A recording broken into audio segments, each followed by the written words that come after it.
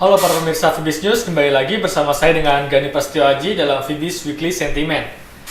Melihat pergerakan saham di Bursa Efek Indonesia pada pekan lalu, IHSG mengalami penurunan, di mana beberapa saham nampaknya anjlok cukup dalam di akhir pekan kemarin.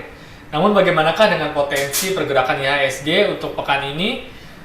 IHSG sendiri akan diwarnai oleh beberapa faktor yang dapat menekan maupun mendorong IHSG. Terdapat fundamental positif yang nampaknya cukup besar saat ini, di mana tadi malam pemerintah Siprus dan Troika yang mewakili debitur internasional telah mencapai kesepakatan mengenai bailout yang akan dikucurkan sebesar 10 miliar euro untuk menyelamatkan Siprus dari ancaman default. Sedangkan dari Asia, di mana optimisme pelaku pasar nampaknya cukup besar terhadap Jepang, di mana pelemahan yen yang terjadi ditambah dengan adanya penanganan krisis Eropa tadi malam diperkirakan akan mampu mendongkrak kinerja eksportir Jepang. Sedangkan dari Amerika Serikat, di mana The Fed menyatakan bahwa pihaknya akan tetap mempertahankan kebijakan pembelian aset dengan nilai mencapai 85 dolar Amerika Serikat setiap bulannya. Sedangkan dari dalam negeri sendiri, di mana laporan kinerja emiten berbasis properti di tahun 2012 mengalami pertumbuhan yang luar biasa. Sedangkan fundamental negatif yang diperkirakan akan menekan pergerakan IHSG pada pekan ini, di mana dari Eropa, situasi bisnis Eropa khususnya Jerman mengalami penurunan.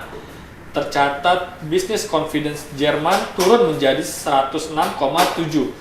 Sedangkan untuk bisnis climate index tercatat merosot di bawah estimasi pasar. Kemudian dari dalam negeri, di mana Kementerian ISDM atau Sumber Daya Manusia akan meningkatkan royalti untuk perusahaan mineral dan batu bara sebesar 10%, di mana pernyataan ini nampaknya menekan pergerakan emiten batu bara selama beberapa hari terakhir yang merosot tajam. Sedangkan dari properti sendiri, di mana beberapa analis dari World Bank menyatakan bahwa industri properti di Indonesia menuju bubble dan akan dikhawatirkan akan meletus.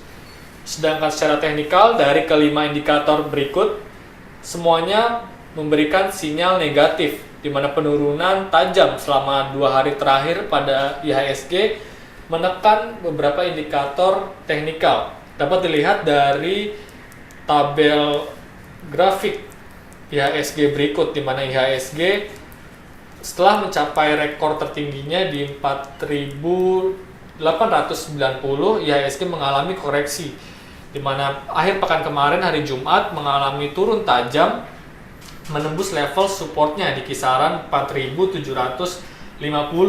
dan diperkirakan IHSG masih akan mengalami penurunan ke level support berikutnya di kisaran 4.640.